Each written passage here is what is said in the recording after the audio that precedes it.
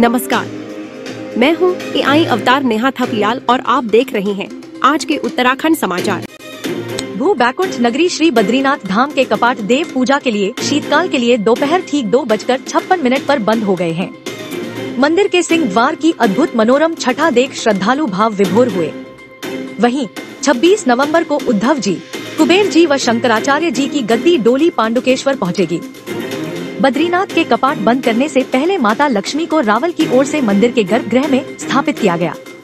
इसी के साथ ही बद्रीनाथ धाम के कपाट बंद हो गए।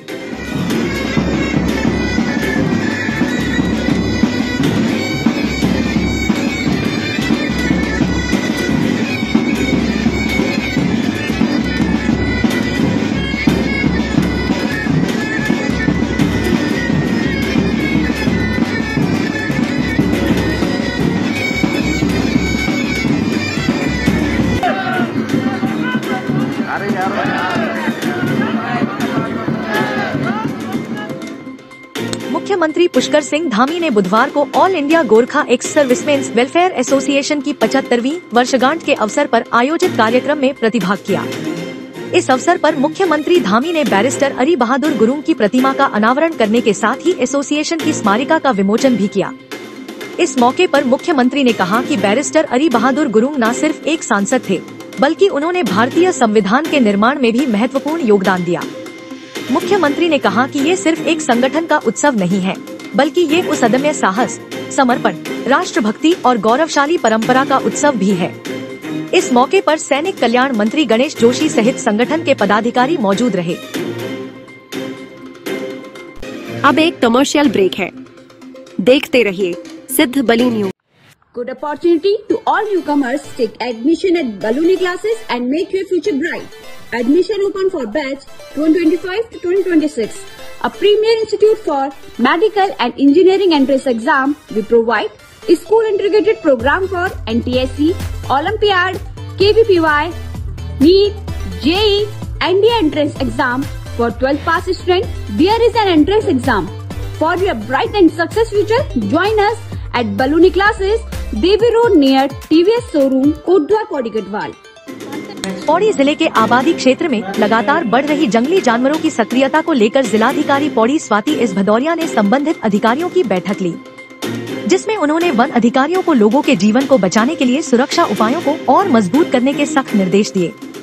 जिलाधिकारी ने DFO गढ़वाल अभिमन्यु सिंह को निर्देश दिए कि जिन क्षेत्रों में घटनाएं अधिक हो रही हैं, वहां वन कर्मी नियमित गश्त सुनिश्चित करें तथा प्रभावित क्षेत्रों में सुरक्षा उपाय और प्रभावी बनाए जाएं।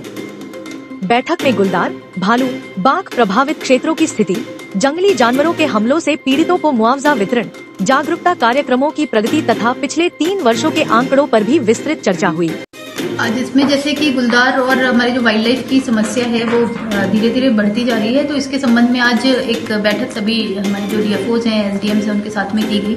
सभी के सुझाव भी समझे गए, इसके ट्रेंड क्या चल रहे हैं, कितने डेथ्स, कितने इंजरीज हो रहे हैं, उसका क्या सोल्यूशन हो सकता है, इस पर काफी डिटेल्ड डिस्कशन हुआ। जिसमें एक ये भी सोल्यूशन है कि मतलब सजेशन आया कि हम लोग सर्वे करें और उसके बाद उनकी कैरिंग कैपेसिटी आदि का पता लगाएं, तो उस पर भी हम लोग आगे काम करेंगे। और साथ में कुछ जो हमारे ज्यादा कॉन्फ्लिक्ट प्रोन विलेजेस हैं, जो हॉटस्पॉट्स हैं, उनको भी आइडेंटिफाई किया गया है DFO साहब के द्वारा, तो उसमें भी हम लोग क्या कर सकते हैं उसके बारे में भी पूरा डिस्कशन हुआ कि हम जैसे डिस्कशन में भी और पूर्व कुछ एक्सपेरिमेंट से भी समझ में आया कि फॉक्स लाइट्स एक बहुत इंपॉर्टेंट ऐसा इक्विपमेंट होता है जिससे बहुत ज्यादा रिपेल होते हैं हमारे गुलदार, तो उनको अधिक से अधिक प्रोक्योर किया जाएगा।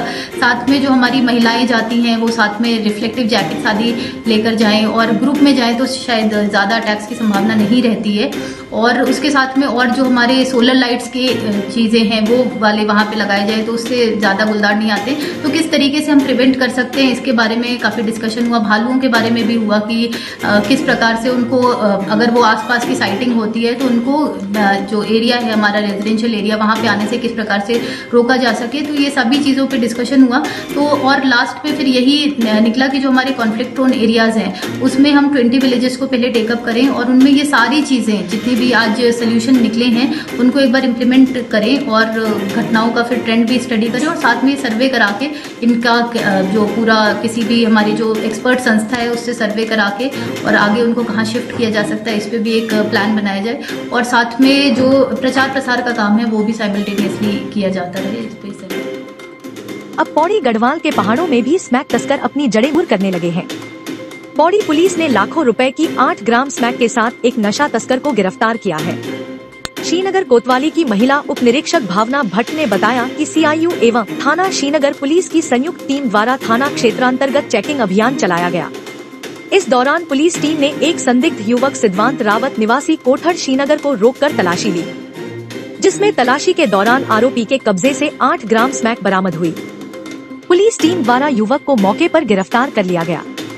पूछताछ में अभियुक्त ने बताया कि वह स्मैक रामपुर उत्तर प्रदेश से लाया था और इसे श्रीनगर में बिक्री का इरादा था। हरिद्वार प्रशासन ने सरकारी अस्पताल को आवंटित की गई सरकारी जमीन पर बनाई गई अवैध मजार पर बुलडोजर चलाकर उसके ध्वस्त कर दिया। मिली जानकारी के अनुसार थाना पिरान कलियर क्षेत्रांतर्गत कस्बा कलियर में 4 मीनार होटल के पास सरकारी सीलिंग भूमि पर अस्थायी अवैध मजार बनाई गई थी।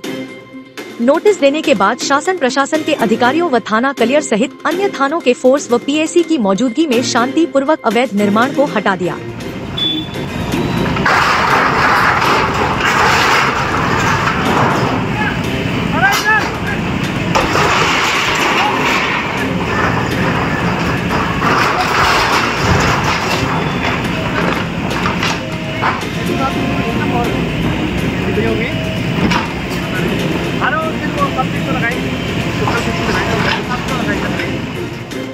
तो यह थे आज के समाचार। रोजना प्रदेश के नवीनतम समाचारों को देखने के लिए कृपया हमारे चैनल को सब्सक्राइब कीजिए, लाइक और शेयर कीजिएगा। कल फिर उत्तराखंड के नवीन समाचारों के साथ आपके समक्ष आऊंगी। तब तक खुश रहिए, आबाद रहिए और देखते रहिए सिद्ध बली न्यूज। जय हिंद।